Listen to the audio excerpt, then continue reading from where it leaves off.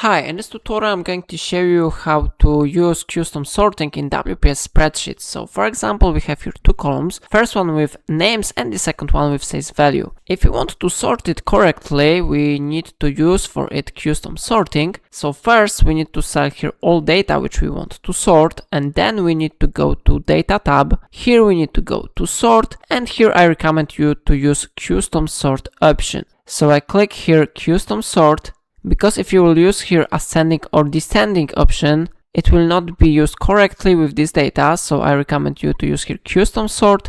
And now I need to select sort by options. So I select here column B because we want to sort by column B by sales values. And in sort on option, I recommend you to select values. Sometimes in different example, you can use cell color, font color, or conditional formatting icon. So I select here values, and in the order, if you want to have the values from the lowest to the highest, you need to select here A to Z.